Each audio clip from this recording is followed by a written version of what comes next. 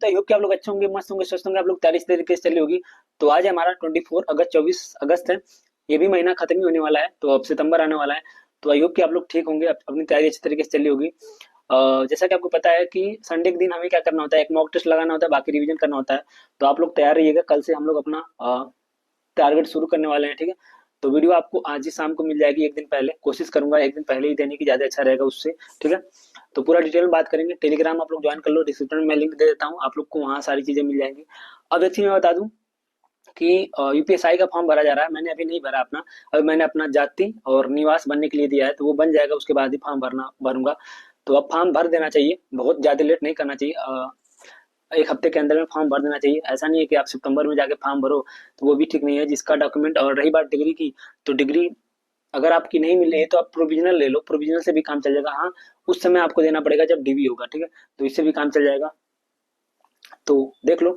अगर नहीं भी है तो भी आप फॉर्म भर सकते हो, ऐसा नहीं है कि आपका रिजेक्ट हो जाएगा, बट डीवी के समय चलेगा। अगर आप कर सकते हो अरेंज तो कर लो, ज्यादा बेहतर है। एक दो दिन रुक के ही कर लो, एक हफ्ते रुक के ही कर लो, अरेंज हो रहा है तो होने दो।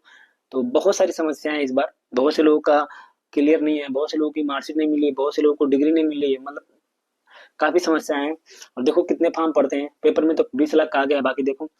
तो चलिए हम लोग बात करेंगे कि मैं आरडब्ल्यू का मैंने मॉक टेस्ट लगा लिया है, तो बात करेंगे कि उसमें मेरा स्कोर कितना रहा, क्या रहा, कैसे रहा, आज के मॉक टेस्ट का लेवल कैसा था। देखो रीजनिंग तो एकदम आसान लगी मुझे आरडब्ल्यू के मॉक टेस्ट में, बट रीजनिंग आसान थी, लेकिन उसके बाद भी रीजनिंग में मेरे मतलब बहुत कम सही हुए। मान के चलो 33 सही हुए। हालांकि मुझे नहीं लगता कि रीजनिंग में कोई क्वेश्चन गलत होने वाला है, लेकिन ये लग रहा है कि जल्दीबाजी हो, जो भी हो, जैसे भी हो, रीजनिंग काफी मतलब डाउन चला गया है मेरा। तो मॉक टेस्ट देने के बाद उसे अच्छे से एनालिसिस जरूर करना, चाहे कुछ भी हो जाए। अब तो बहुत ज्यादा जरूरी हो गया है। जैसे आज जीके में एक जनगणना का प्रश्न आया था, तो मैंने मेरे दिमाग में वो मुझे कंफ्यूज कर रहा था। तो मैंने सोचा कि अब इस बार जैसे मॉक टेस्ट खत्म हो गया, तो शाम तक कैसे भी करके जनगणना मुझे अपना रिवीजन कर लेना है, ठीक है। तो चलिए मैं दिखाता हूँ कि मेरा स्कोर कितना रहा। अगर मैं बात करूँ आज के मॉक टेस्ट के लेवल का, तो मॉक टेस्ट का लेवल जो था ठीक था, मतलब मैथ बहुत ज्यादा कठिन नहीं था, आराम से 30-32 करने लायक था। रीजनिंग भी आराम से 35 के लायक था, मेरा नहीं किया वो अलग बात है। हिंदी में 5-6 क्वेश्चन साहित्य से पूछे गए थे, जो थोड़ा सा दिक्कत थी, बाकी लेकिन हिंदी के जितने भी क्वेश्चन थे, मतलब मैंने देखा सारे के सारे ऐसे थे जो पहले पूछे जा चुके हैं। मतलब अगर आपने एनालिसिस किया होगा तो सारे क्वेश्चन आपके सही हो सकते थे हिंदी के। रही बात जीके की, तो जीके का क्या ही भरोसा, जीके में जो हो जाता है वो हो जाता है। बट जीके भी आसान था, ओवरऑल बात करें तो 300 प्लस और 320 इतने बीच में अगर आपका नंबर है तो भी आप ठीक हो, ठीक है। आराम से इतना 300 प्लस तो लाना ही चाहिए आज के समय में, अगर आप तैयारी करने वाले हो। लेकिन अगर आप एकदम नए हो तो नंबर को लेके कभी भी डिस्ट्रैक्ट मत होना, कभी भी डिसअपॉइंट मत होना, कभी भी वो नहीं होना, डिमोटिवेट नहीं होना है। नंबर से आपका सिलेक्शन नहीं होने वाला है। जैसे मेरा नंबर अगर 350 आ गया, तो ऐसा नहीं है कि मेरा सिलेक्शन हो ही जाएगा। नंबर बस ये बताता है कि आपकी तैयारी ठीक चल रही है, बस आप लगे रहो। बट ये नहीं कि आपका नंबर 200 आ गया तो आप सिलेक्शन के लायक नहीं हो, हकदार नहीं हो। आपको इतना मेहनत करना पड़ेगा। नंबर कम आता है तो और अच्छा ही लगता है कि चलो अब और ज्यादा मेहनत करने की जरूरत है, ठीक है। तो आप लोग कमेंट करके जरूर बताइएगा कि क्या आपको एनालिसिस करा दूं मैं, मैथ का सोल्यूशन करा दूं या नहीं, कमेंट करके जरूर बताइएगा, ठीक है। तो चलिए हम लोग शुरू करते हैं, मैं दिखाता हूँ कि मेरा स्कोर कितना रहा। आरडब्ल्यू का यूपीएसआई 24 अगस्त यहाँ पे लिखा है, आप लोग देख सकते हो, 24 अगस्त 2025 उसका मॉक टेस्ट था। तो मैंने इसको लगाया, चलो मैं यहाँ पे दिखाता हूँ कि मेरा कितना रहा। तो सबसे पहले अनअटेम्प्ट में जाता हूँ। यहाँ पे अनअटेम्प्ट में एक सवाल है, यहाँ पे आप देख सकते हो, ये मैं छोड़ दिया, मतलब ये करा ही नहीं मैंने। ये प्रायिकता का क्वेश्चन है, प्रायिकता नहीं, क्रमचय समचय का क्वेश्चन है, क्रमचय कॉम्बिनेशन, क्रमचय और समचय का क्वेश्चन है। तो इसको मैंने थोड़ी परमुटेशन एंड कॉम्बिनेशन का है, तो ये पढ़ा नहीं है कभी। तो पढ़ना ये हम लोगों ने इंटर में पढ़ा था, तो उसके बाद कभी पढ़ा नहीं। तो चलिए मैं दिखाता हूँ यहाँ पे। तो यहाँ पे जीके में मेरे 29 सही है, जीके में मेरे 29 सही है, लेकिन यहाँ पे टाइम 2 मिनट दिखा रहा है, तो ये समझ नहीं आ रहा। और सबसे बड़ी जो समस्या थी इसमें, सबसे बड़ी समस्या ये थी इसमें कि यार क्वेश्चन अपने आप अनअटेम्प्ट हो जा रहे थे। सबसे बड़ी समस्या तो यही थी कि क्वेश्चन अपने आप अनअटेम्प्ट हो जा रहे थे। जैसे मेरा जीके का पूरा अनअटेम्प्ट हो गया, फिर हिंदी का अनअटेम्प्ट हो गया। इसमें गलत आप देख सकते हो, ये मैंने गलत किया है रीजनिंग का, ये क्वेश्चन गलत है। उसके बाद ये क्वेश्चन गलत है।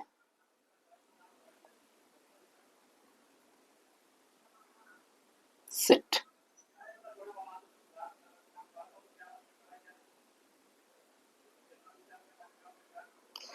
हाँ ये सही है, ये मैंने अपनी, ये मेरी गलती है, ये मैंने 23 गिन कर भी मैंने 25 कर दिया है, तो ये अपनी गलती है। मतलब इतना छोटा छोटा गलती आप करोगे तो कहाँ बचने वाले हो। उसके बाद ये रीजनिंग में क्वेश्चन गलत है, उसके बाद ये क्वेश्चन गलत है, इसमें क्या है गलत है। Oh shit. तो इसमें जो क्वेश्चन है, पता नहीं क्या ये सिस्टम है कि कई सारे लोगों का तो ये क्वेश्चन वो ये जो पूरा का पूरा है, कई सारे लोगों का ये ऐसा था कि पूरा का पूरा वो हो गया, अनअटेम्प्ट हो गया, कई सारे लोगों का ऑटोमेटिक सबमिट हो गया। ये पता नहीं क्या नियम था क्या नहीं, अब भगवान जाने। तो चलिए मैं दिखाता हूँ आपको टोटल कितना मेरा सही था। तो यहाँ पे देखो जीके मेरे 29 सही है, फिर ये भी अनअटेम्प्ट हो गया था, फिर जल्दी जल्दी मैंने करा, 2 मिनट ही दिखा रहा है, तो ये इसी का लोचा है। यहाँ पे देखो मैथ में 39 सही है, बट टाइम 1 घंटा 27 मिनट दिखा रहा है। हालांकि इतना दिखाना नहीं चाहिए, ये क्यों दिखा रहा है अब समझ नहीं आ रहा है। और उसके बाद यहाँ पे हिंदी मेरा 34 सही है, जीके 29, मैथ 39 और हिंदी 34। यहाँ पे रीजनिंग मेरे 33 सही है। मतलब रीजनिंग में 7 क्वेश्चन गलत है, मुझे लगा नहीं था कि रीजनिंग के 7 क्वेश्चन गलत होने वाले हैं। तो ये था अपना रीजनिंग 33, हिंदी 34, मैथ 39 और जीके 29। ठीक है, जीके का मैं क्वेश्चन आपको दिखाऊं, जीके के बहुत आसान ही आसान पूछे गए थे। अगर मैं जीके की बात करूं, यहाँ पे कोई बहुत हैवी क्वेश्चन नहीं थे, जैसे आप बहुत सारे लोगों को ये लगता है कि जीके कैसे सही हो जाते हैं, तो मैं जीके ही दिखाता हूँ आपको कि जीके सही कैसे होते हैं।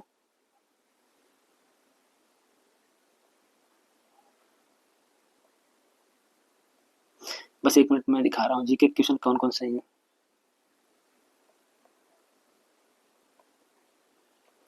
तो बहुत सारे लोगों का ये डाउट है, मतलब कि ये अनअटेम्प्ट वाला सिस्टम, और पता नहीं अब क्यों होता है। हालांकि मैं जब सुबह बैठता हूँ मॉक टेस्ट देने, तो उसके बाद कुछ करता भी नहीं हूँ। जीके अपना लास्ट में, इस बार जीके का पैटर्न चेंज कर दिया था, मतलब जीके पूरा लास्ट में भेज गया। आप में से बहुत सारे लोगों का ये सवाल होता है कि पहले मैं क्या करता हूँ। तो देखो मैं पहले भाई करता हूँ, कभी भी मैं करता हूँ तो पहले रीजनिंग करता हूँ, उसके बाद मैथ करता हूँ। अब ये जीके क्वेश्चन है कि केंद्रीय पंचायत की मंत्री की नियुक्ति कौन करता है। तो ये बाकी सारे लोग तो मंत्री हैं, तो इसको मैंने लगाया राजीव रंजन सिंह, हालांकि मुझे पता नहीं था, फिर भी मैंने लगाया। उसके बाद ये आर्टिकल 24 आपको पता ही होगा। उसके बाद ये भारतीय प्रधानमंत्री, ये तो सबको पता है। उसके बाद ये देखो बैटरी, ये तो आसानी है, बस आपको थोड़ा सा ध्यान देना होगा। अगर थोड़ा भी साइंस आपने पढ़ा होगा तो ये आपने कर लिया होगा। उसके बाद सरकार, बंजर भूमि और जो भी खाली भूमि होती है उसका मालिक सरकार ही होता है।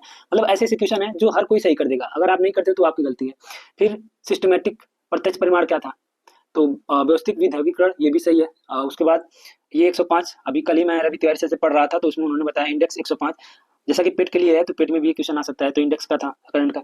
उसके बाद ये था, ये क्वेश्चन अगर आपने पढ़ा होगा तो आप कर लिए होंगे। उसके बाद संगठन का निर्वाचन, राजनीतिक दलों को मान्यता देता है निर्वाचन आयोग। उसके बाद आसान क्वेश्चन है 1 2 3, मतलब राजस्व के अंतर्गत राजस्व भी आएगा, भूलेख भी आएगा, हदबंदी भी आएगा। फिर उसके बाद ये क्वेश्चन है मीटर, ये मीटर जो विद्युत परिपथ होता है वो मीटर से ही मापा जाता है, उसमें प्रवाह होता है, सिंपल सा है। उसके बाद नीली गाय गिर से होता है, तो अगर आपने पढ़ा होगा तो आप लोग कर लिए होंगे। ये तो खान सर ने भी कई बार ये बता रखा है। उसके बाद ये क्वेश्चन हमारा है, संविधान पहली बार एम एन रॉय ने दिया था। उसके बाद मैं जीके सारा दिखाता हूँ, सर्वोच्च न्यायालय, मतलब जो हमारा संविधान है उसका अंतिम व्याख्या सर्वोच्च न्यायालय करता है। मतलब आसानी क्वेश्चन है, ऐसा नहीं कि मैं 29 सही है मेरे तो बहुत ज्यादा कुछ ऐसा कर दिया है। उसके बाद ये वाला क्वेश्चन है। उसके बाद ये 44, आर्टिकल 44 आसानी है। उसके बाद वो सक्षम, ये वाला जो 6 वर्ष का बालक होता है, ये मैं पहले ये करने जा रहा था कि वो साक्षी नहीं होगा, फिर मैंने इसको करा कि वो सक्षम साक्षी होगा यदि थोड़ा सा अपना विवेक भी काम करना होता है, इसमें थोड़ा सा अपना दिमाग लगाना होता है। ठीक है, फिर राष्ट्रीय अनुसूचित जाति आयोग का अध्यक्ष कौन नियुक्त करता है, राष्ट्रपति। फिर उसके बाद 24, ये देखो जनगणना का प्रश्न है। आई होप कि आप लोगों ने अगर जनगणना कई बार हमने किया है तो नोट्स में भी ये है। ठीक है, उसके बाद ये हमारा अमेरिका संविधान से 2 था। देखो अनुच्छेद 13 में कहा गया है कि विधि के समक्ष और विधि के समान, तो समक्ष वाला ब्रिटेन से लिया गया है और समान वाला यहाँ से लिया गया है, देख ठीक है, अमेरिका से। बाकी यहाँ पे आप देख सकते हो वित्त आयोग, राष्ट्रपति के करों को सुविधा है तो वित्त आयोग। उसके बाद 21 वर्ष प्रधानी लड़ने के लिए 21 वर्ष। उसके बाद गुजरात, आपको पता ही होगा कि सबसे ज्यादा कपास उत्पादक जो काली मिट्टी होती है वो गुजरात में पाया जाता है। तो बाकी ये 1905, आपको पता है कर्जन ने 1905 में बंगाल विभाजन किया था। उसके बाद ये इसका पूर्ण रूप। उसके बाद ये देखो निर्वाचन आयोग की नियुक्ति कौन करता है। मतलब क्वेश्चन इतने आसान आसान थे, कुछ ऐसा नहीं था। देखो अगर ये आपने पढ़ा होगा 1800 मतदान क्रांति, मतलब कोई भी ऐसा क्वेश्चन अभी तक मैंने नहीं दिखाया जो नहीं करने लायक था। फिर भी बहुत से लोग ये कमेंट करते हैं कि 29 जी के, आप खुद देख सकते हो कितना वो है। ठीक है, तो चलिए मैं दिखाता हूँ कि अपना स्कोर कितना रहा।